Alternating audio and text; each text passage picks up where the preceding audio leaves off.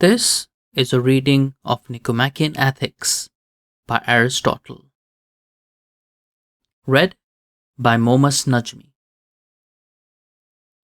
Nicomachean Ethics, Book 6, Chapter 1.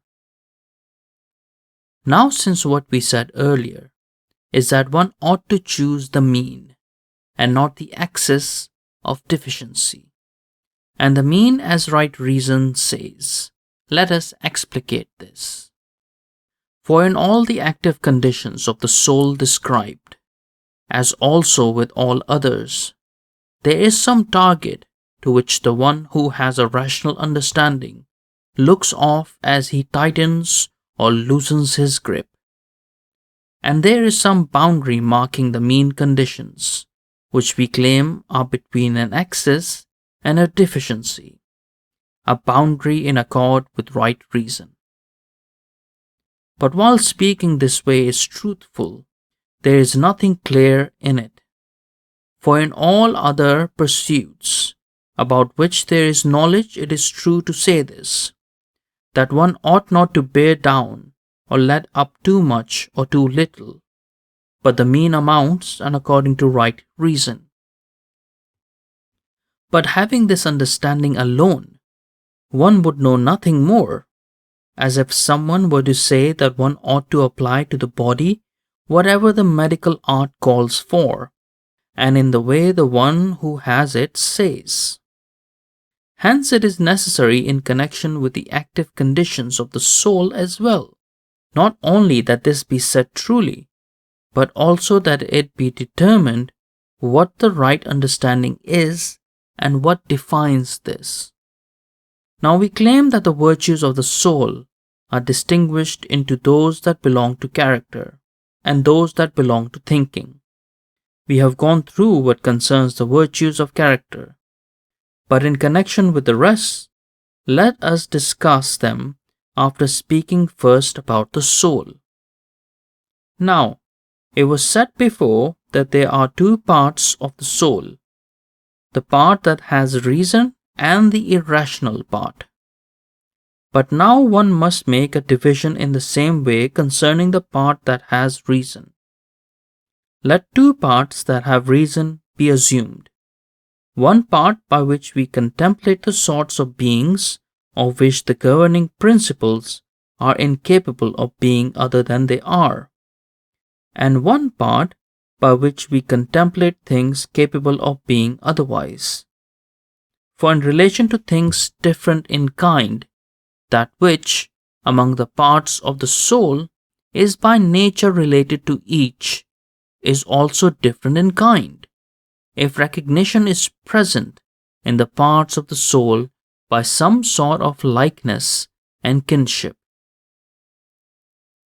Let one of these be called the knowing part, and the other the calculating part, since deliberating and calculating are the same, and no one deliberates about things that are incapable of being otherwise, so that what calculates is one particular part of that in the soul which has reason.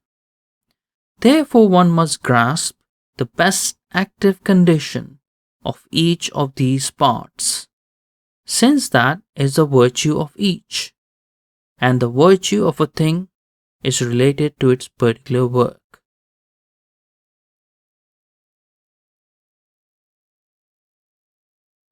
Chapter 2. Now there are three things in the soul that govern action and truth: sense perception, intellect, and desire. Of these, sense perception is the source of no action, and this is clear since animals have sense perception but do not share in action. An action is chosen and presupposes deliberation and forethought. Everything an animal does is guided by sensory imagination. But what affirming and denying are in thinking, pursuing and avoiding are in desiring, so that, since virtue of character is an active condition of the soul that determines choice, while choice is deliberate desire. For these reasons, then rational understanding must be true, and the desire right if the choice is of serious worth. And what the one affirms, the other pursues. Now this is the sort of thinking and truth that pertains to action. In thinking that is contemplative and not pertaining to action or to making anything, truth and falsity mark it as working well or badly, since this is the work of the whole thinking activity. But of the activity of thinking that pertains to action, what marks it as working well is truth that stands in agreement with right desire. The source of action, then, is choice, the origin of motion rather than the cause for the sake of which it takes place, while the source of choice is desire combined with the rational understanding, which is for the sake of something. Hence, there is no choice without intellect and thinking, or without an active condition of character, since in action there is no such thing as doing well or the opposite without thinking and character. Thinking itself moves nothing, but thinking that is for the sake of something and pertains to action does cause motion.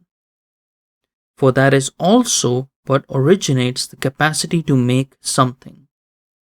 Since one who makes something always makes it for the sake of something, and the thing made is not simply an end, but it is relative to something and aims at something, though a thing done is.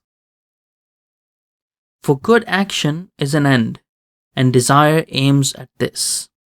For this reason, choice is either intellect fused with desire or desire fused with thinking, and such a source is a human being. And nothing that has happened is chosen. For instance, no one chooses for Troy to have been sacked, since one deliberates not about what has been, but about what is going to be and is possible. And what has happened is not capable of not having happened. So Agathon rightly says, "Of this power alone is even a god deprived, to make undone whatever has been done." Truth, then, is the work of both of the thinking parts of the soul. So those active conditions by which each of them will most of all disclose truth are the virtues that belong to them jointly. Truth, then, is the work of both of the thinking parts of the soul. So those active conditions by which each of them will most of all disclose truth are the virtues that belong to them jointly.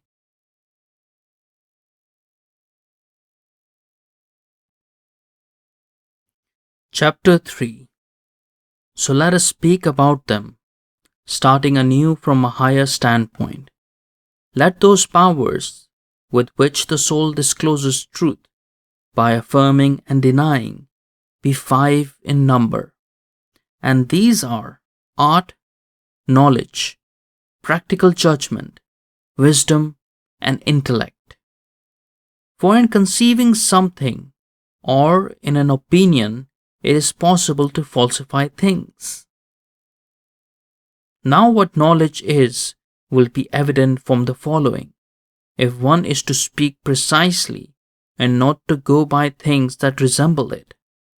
We all assume that what we know is not capable of being otherwise, and with things that are capable of being otherwise, whenever they occur outside our view, it escapes our notice whether they are or not.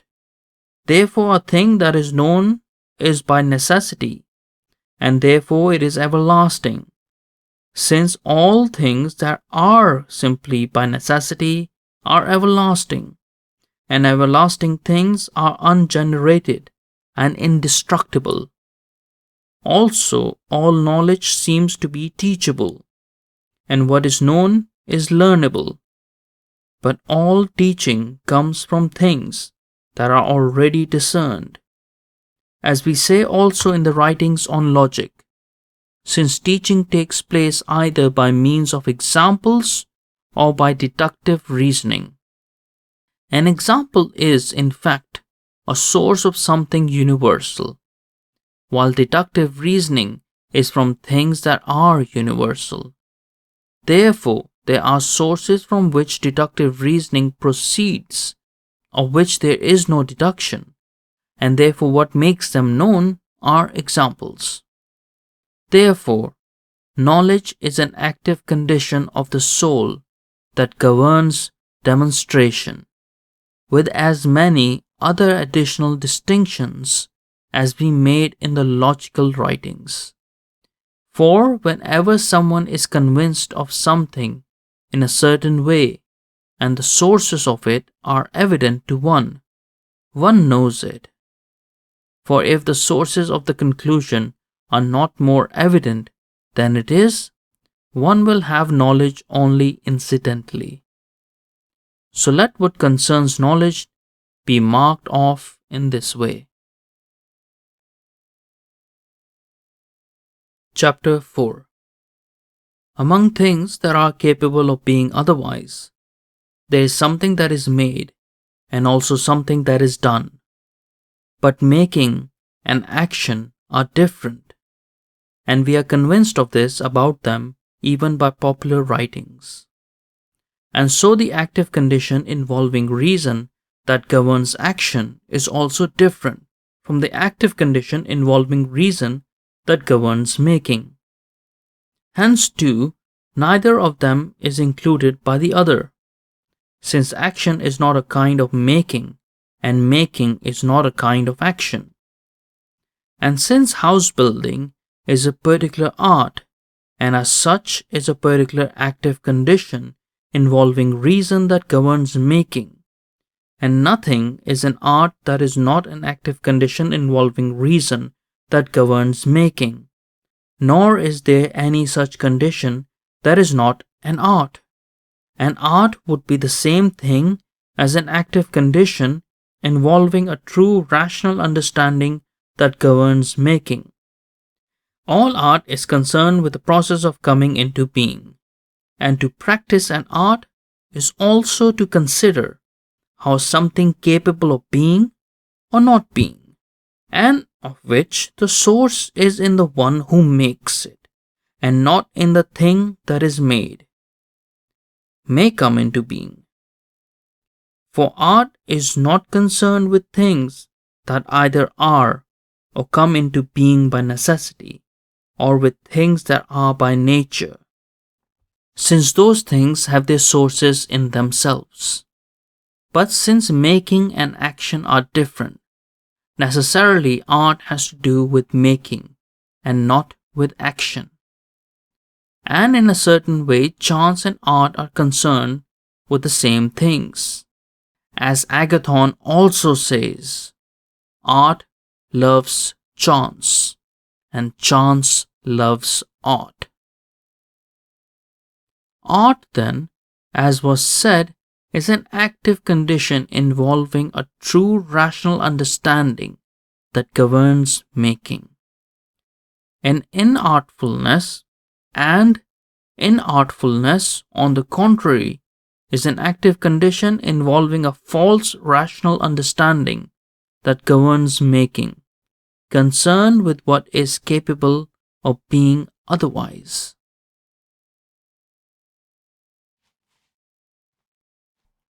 Chapter 5. Concerning practical judgment.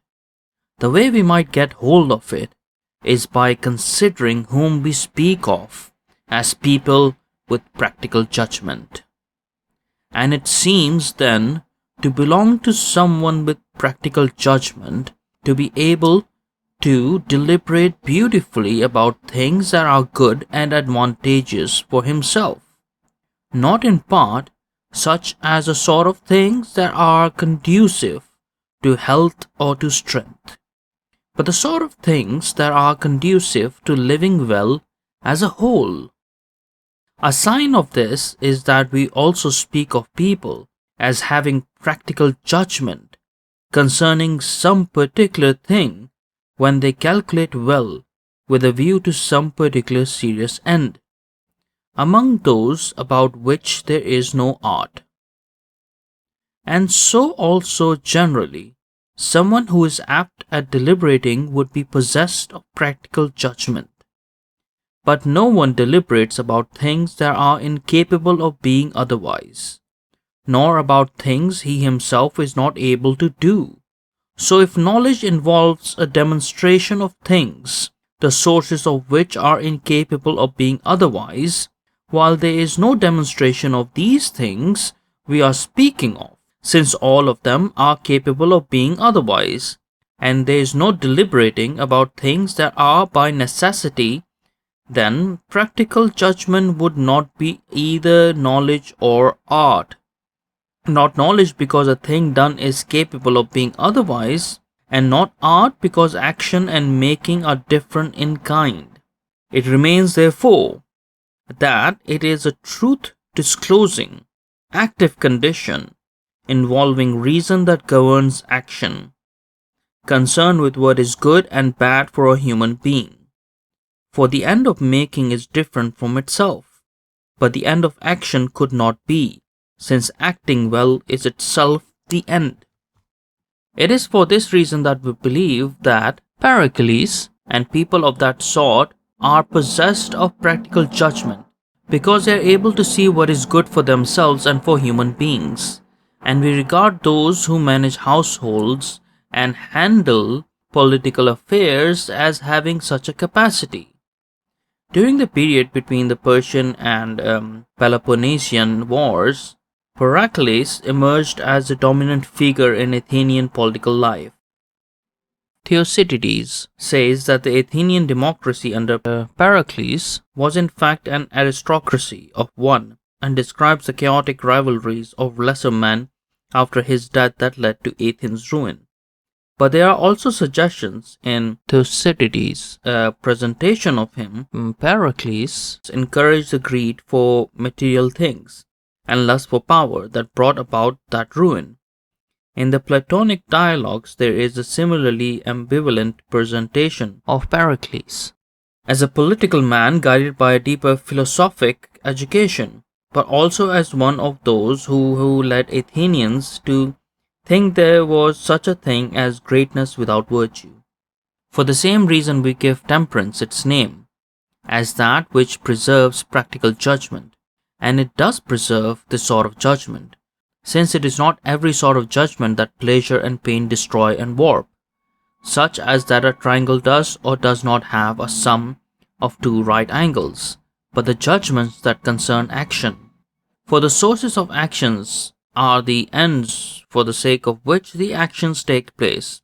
But to someone disabled by pleasure or pain, the source immediately ceases to be apparent, and it does not seem to him that he needs to choose and to do everything for the sake of this end, since vice is destructive of the source.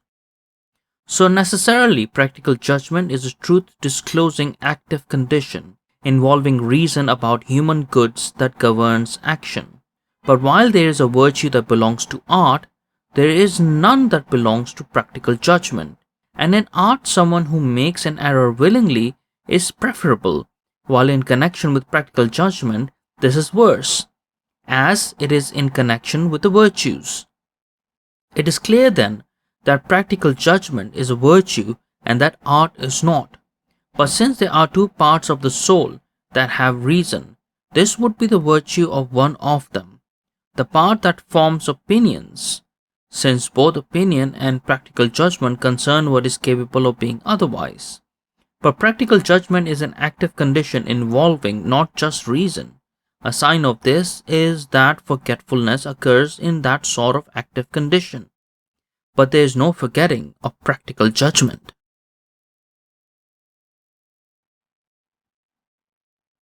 Chapter 6. But since knowledge is a kind of judgment that concerns things that are universal and by necessity, while things that are demonstrated and all knowledge have sources, since knowledge involves reason.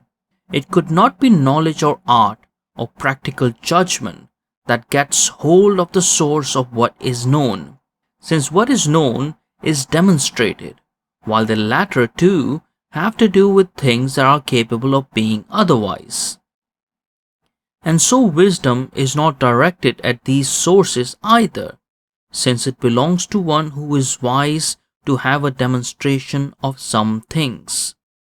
So if those conditions by which we disclose truth and are never in error about things that either are not or are capable of being otherwise, are knowledge, practical judgment, wisdom, and intellect, and it cannot be any of three of these, the three I mean being practical judgment, knowledge, and wisdom, it remains for intellect to be directed at the sources. Chapter 7. Wisdom in the arts we ascribe to those who are the most precise at the arts. For instance, to Phidias as a wise sculptor, and to Polyclitus as a wise portrait sculptor, meaning by wisdom here nothing other than excellence at the art. But we believe that there are some people who are wise wholly and not in part, not wise in some other respect, as Homer says in Margites. The gods made him neither a ditch digger nor a plowman, nor wise in any other respect. So it is clear that wisdom would be the most precise kind of knowledge. Therefore, a wise person needs not only to know the things that follow from the sources, but to discern truly what concerns the sources. So wisdom would consist of intellect and knowledge, a knowledge with its head on, as it were, knowing what is most highly honored. For it is absurd for anyone to believe that politics or practical judgment is the most serious kind of knowledge, if a human being is not the highest thing in the cosmos. So if what is healthful or good is something different for human beings and for fish, while what is white or straight is always the same thing, then also all would call the same thing wise, while what is in accord with practical judgment would differ. For in each kind, one says that what discerns well the things that concern itself is possessed of practical judgment, and would turn those things over to that one.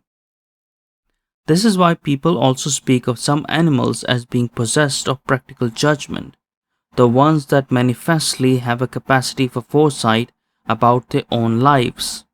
And it is also clear that wisdom and the political art could not. For if people were to say that the art that has to do with the things that are beneficial to themselves is wisdom, there would be many sorts of wisdom. For there is not one art concerned with the good of all living things, but a different one concerned with each kind, unless there is one medical art concerning all the things there are. And if it is the case that a human being is the best in comparison to the other animals, that makes no difference, for there are also other things that are much more divine in their nature than a human being, such as, most visibly, the things out of which the cosmos is composed. So from what has been said, it is clear that wisdom consists of both knowledge and intellect directed at the things that are most honorable in their nature.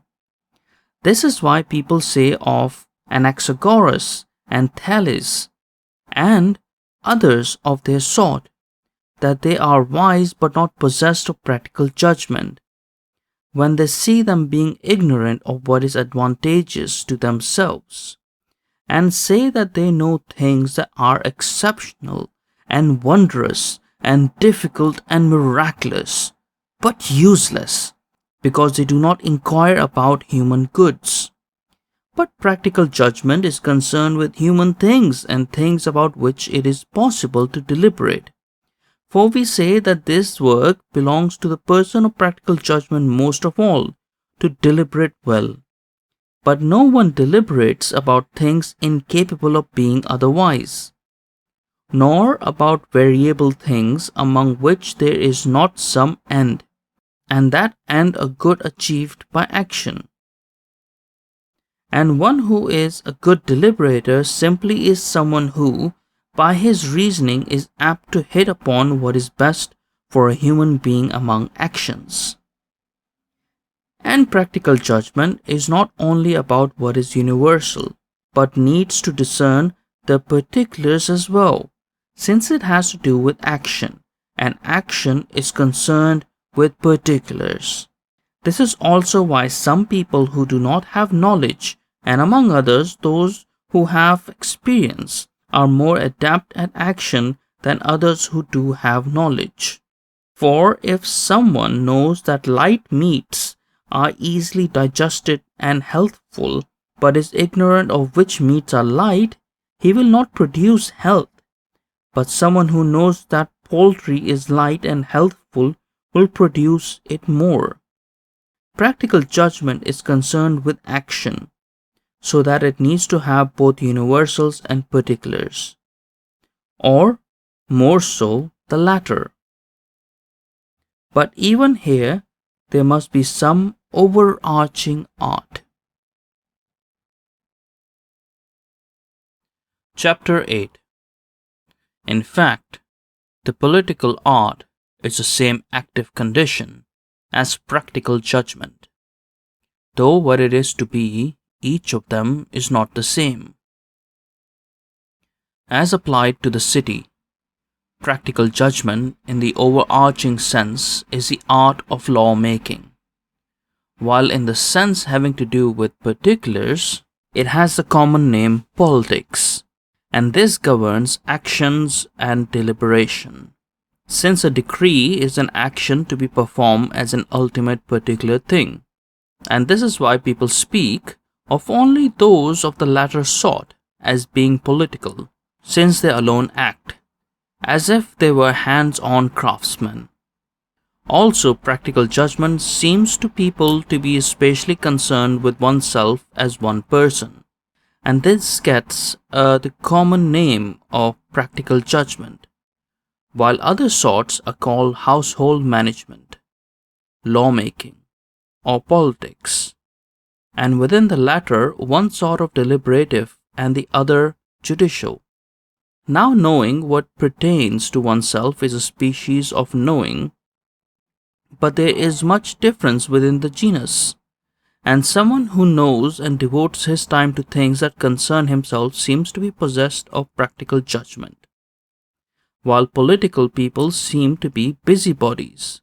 And so, Euripides writes, "How can I have good judgment when I had the chance to be numbered quietly among the many in the ranks, taking an equal part?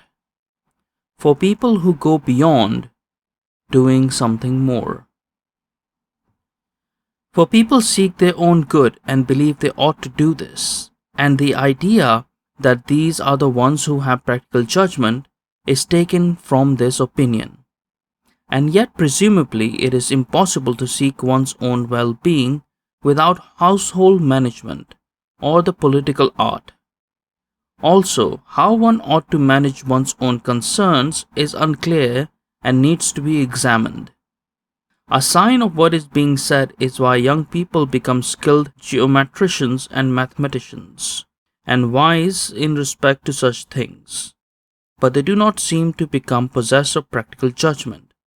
And the reason is that practical judgment has to do with particulars, which become known by experience. But the young are not experienced, since it is length of time that produces experience. And then one might consider this: why it is that a child might become a mathematician but not wise or knowledgeable about nature. It is not because things of the one sort come from abstraction, while the sources of things of the other sort come from experience. The young are not convinced of the latter, but talk about them. But what the former things are is not unclear. Also, error in deliberating concerns either the universal or the particular. One may err either in thinking that all heavy water is bad to drink, or that water is heavy. And it is clear that practical judgment is not knowledge, for it is directed at an ultimate particular, as was said, since the action to be performed is a thing of that sort. So it is at the opposite extreme from the intellect, for intellect is directed at ultimate terms of which there is no articulation, while practical judgment is directed at the ultimate particular, of which there is no knowledge but only perception. Not the perception of the separate senses, but the sort by which we perceive that the ultimate figure in mathematics is a triangle, since there too there will be a stop. But this is perceiving more than practical judgment is. A different form of it belongs to the latter.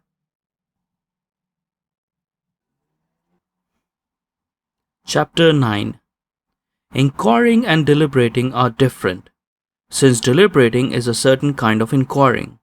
Now one ought to get an understanding about skilled deliberation, of what it is, whether it is a kind of knowledge, or opinion, or skill in guessing, or something of another kind. But it is not knowledge, since people do not inquire after things they know. But skilled deliberation is a kind of deliberation, and someone who deliberates inquires and calculates. And it is not skill in guessing either, since this is without a reasoned account, and is something quick, while people deliberate for a long time. And say then one ought to be quick to do what has been deliberated, but to deliberate slowly.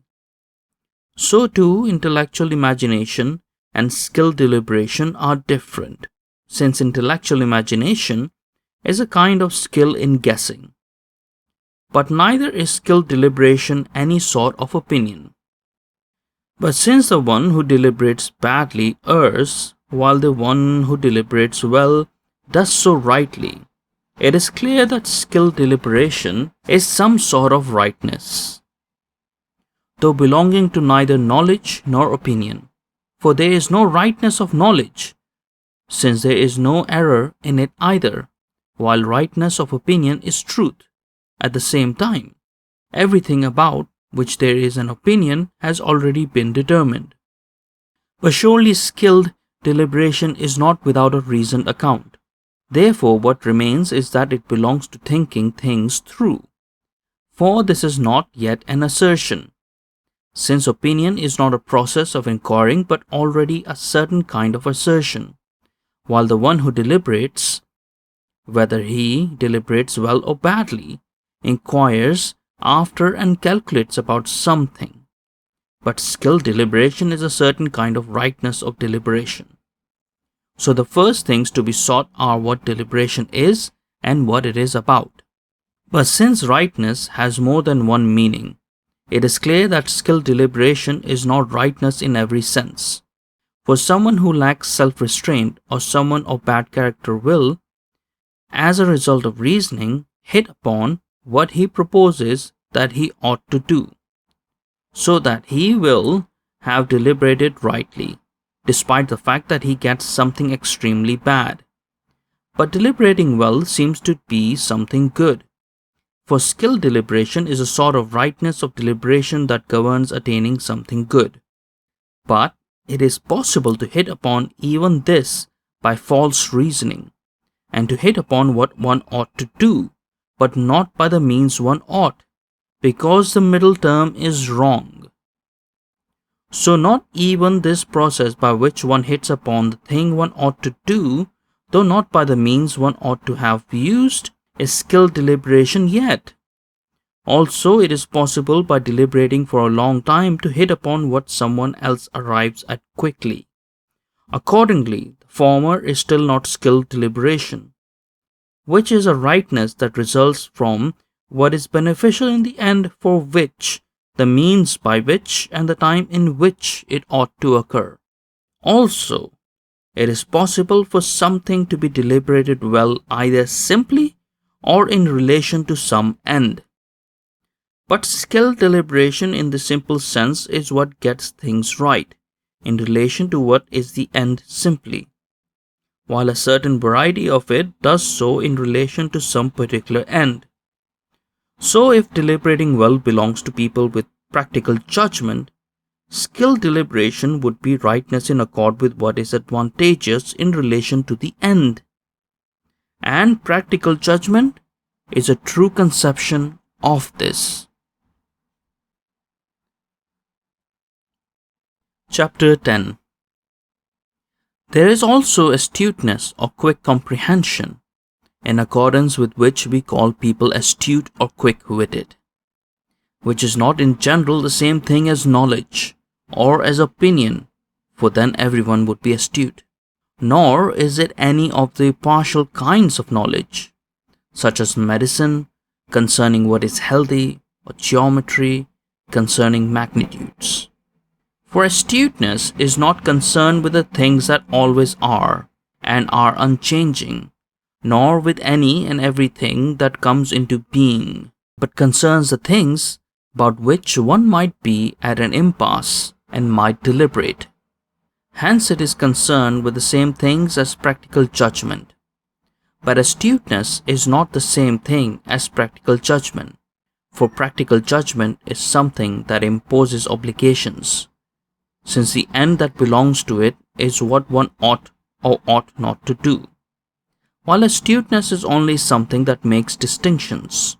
For astuteness is the same thing as quick comprehension, and astute people are the same as those who are quick-witted.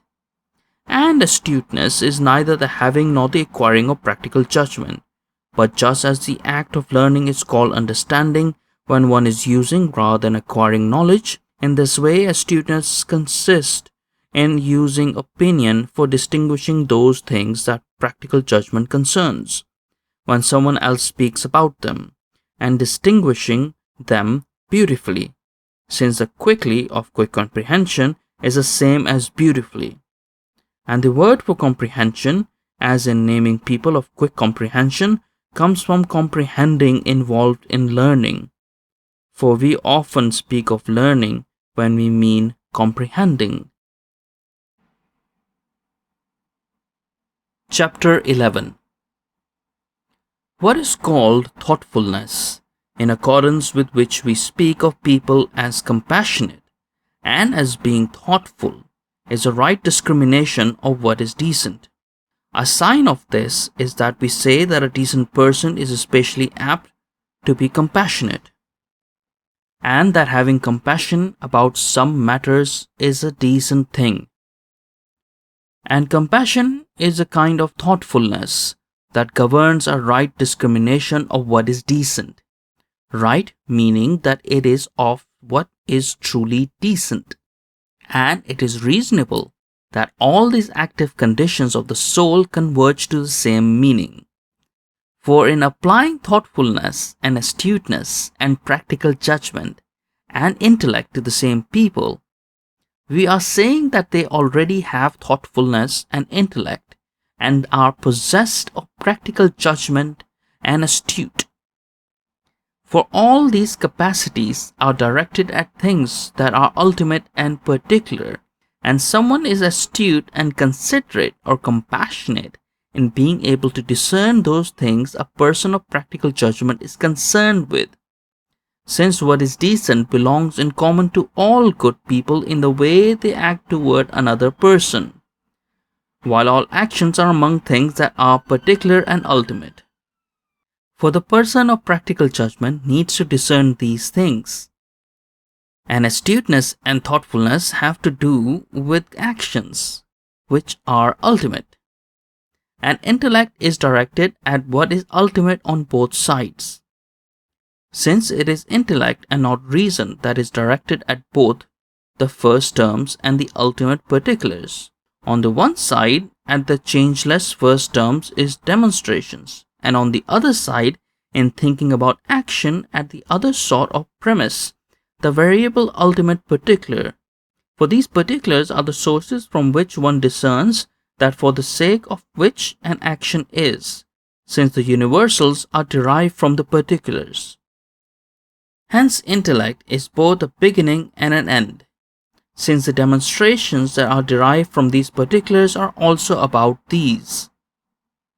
And of these, one must have a perception, and this perception is intellect. This is why these capacities seem to be natural, and while no one is wise by nature, it seems that one has thoughtfulness and astuteness and intellect by nature. And a sign of this is that we believe that they come along with certain times of life.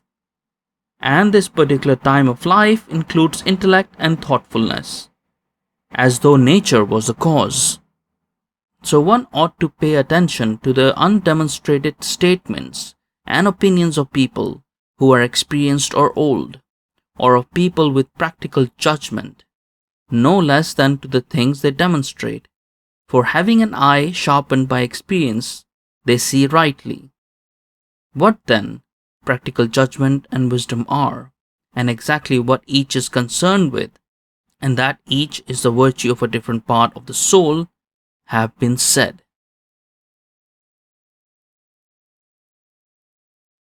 Chapter 12. But one might raise an impasse about how these virtues are useful, for wisdom contemplates nothing by which a human being will be happy, since it is not directed at any form of coming into being. And while practical judgment is that way for the sake of what does one need it, even if practical judgment is concerned with things that are just and beautiful and good for a human being, these are the things that it belongs to a good man to do, and we are no more able to perform these actions by knowing about them. If indeed the virtues are active conditions of the soul, it is just as it is with things that are said to belong to health and to being in good shape, not in the sense of producing those states, but the things that result from one's active condition. For we are no more able to do those things by having the arts of medicine and gymnastic training. And if what is to be said is that one has practical judgment, not for the sake of these acts that result from one's active condition, but for the sake of the coming into being of that active condition, it would be of no use to people who are of serious moral stature, but it also would be of no use to people who are not that way, since it makes no difference whether they have practical judgment themselves or heed the advice of others who have it. It would be sufficient for us to do as we also do concerning health, for we want to be healthy, but we still do not learn the medical art. What's more, it would seem to be absurd if something that is inferior to wisdom were to be in control over it, since whatever produces each thing governs it, and gives order about it. So one must speak about these things, since at this point the only thing that has been done about them is to make an impasse out of them. First then, let us assert that it is necessary for them to be choice-worthy in themselves, since each of them is a virtue of its respective part of the soul, even if neither of them produces anything at all. And in the next place, they do produce something, not in the way that the medical art produces health, but in the way that health produces health. That is the way wisdom produces happiness, since by being part of complete virtue, it makes someone happy by being possessed and being at work. And the work of a human being is accomplished as a result of practical judgment and of virtue of character. Since virtue makes the end on which one sets one's sights right, and practical judgment makes the things related to it right. Of the fourth part of the soul, the nutritive part, There is no virtue of such a kind, since acting or not acting is not up to it. As for one's not being any more able to do what is beautiful and just by means of practical judgment, one must begin from a standpoint a little higher, taking the following as a start. Just as we speak of some of those who do just things as still not being just people, such as those who do the things that are prescribed by the laws either unwillingly or through ignorance, or for some other reason and not for their own sake, even though they do what one ought and everything a person of serious moral stature would be moved to do. In this sense, as it seems, it is possible to perform each action in such a way as to be good, and the sort of way I mean is by choice, and for the sake of the actions themselves.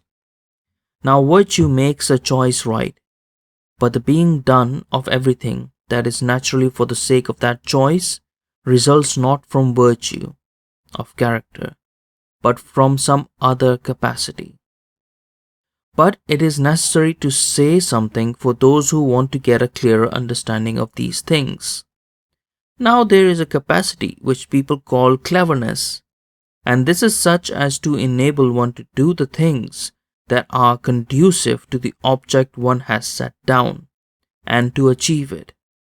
So if one's object is something beautiful, this capacity is to be praised, but if it is base, it is shamelessness. Hence we even call people with practical judgment clever and shameless. But practical judgment is not this capacity, though it is not present without this capacity. But that eye of the soul does not develop its active condition without virtue, as was said and as is clear. For demonstrative reasoning about things to be done has a starting point. Since such and such is the end and the best thing, whatsoever it may be, for let it be some chance thing for the sake of argument. And this does not show itself except to a good person, for vice warps someone and makes one be wrong about the sources that govern action. So it is clear that it is impossible to be possessed of practical judgment without being good.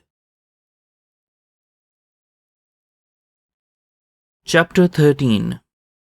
And one must also examine again what has to do with virtue, since virtue too is in much the same situation that practical judgment is in as compared to cleverness.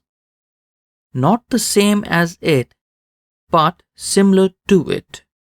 And that is the way natural virtue is related to virtue in the governing sense.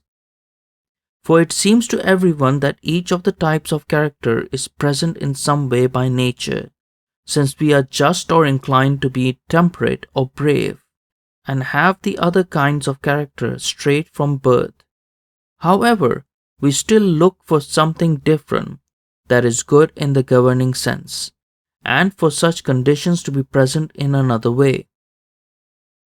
For the natural sorts of active conditions belong even to children and animals, but without intelligence, these conditions are obviously capable of doing harm.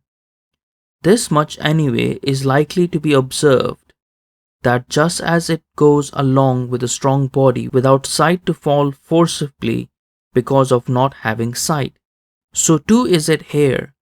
But if one gains intelligence, it carries over into action, and the active condition that resembles a virtue will then be a virtue in the governing sense.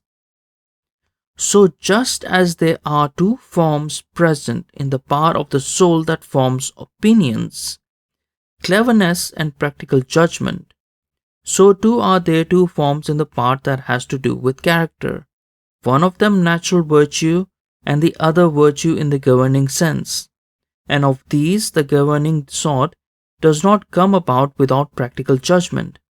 It is for this reason that some people say that all virtues are forms of wise judgment, and the way Socrates used to look for virtue was in one sense right, though in another sense he was in error, for he erred in thinking that all virtues are forms of wise judgment. But he asserted beautifully that there is no virtue without wise judgment. A sign of this is that even now all people, when they define virtue, after stating the sort of active condition it is and what things it is related to, add in accordance with right reason. And what is right is what is in accord with practical judgment. So it seems that everyone divines that virtue is this sort of active condition, one that is in accord with practical judgment. But this needs to be changed a little, for virtue is not just an active condition in accord with right reason, but one that involves right reason, and practical judgment is right reason concerning such matters. So Socrates believed that the virtues are reasoned accounts, for he believed them all to be kinds of knowledge. But we believe they involve reason. It is clear from what has been said, then, that it is not possible to be good in governing sense without practical judgment, nor to have practical judgment without virtue of character. This might also refute the argument by which someone could make the case that the virtues are separated from one another. For the same person is not the most well-favored by nature for all things, so that he will have acquired one virtue already when he has not yet acquired another. For this is possible with natural virtues, but with those by which one is called good simply, it is not possible, since all virtues will be present together when the one virtue, practical judgment, is present. And it is clear that even if it did not govern action, there would be need of practical judgment because it is the virtue of a part of the soul, but also that choice will not be right without practical judgment or without virtue, since the latter makes one bring the end into action, and the former makes one enact the things related to the end. But even so, it is not the case that practical judgment is in authority over wisdom, or it is not the case that practical judgment is in authority over wisdom, or over the better part of the soul. Just as the medical art is not in authority over health, for medicine does not make use of health, but sees how it may come about, and then it gives orders for the sake of health, not to health. It would be similar if someone were to say that politics rules the gods because it gives orders about everything in the city. End of Book 6.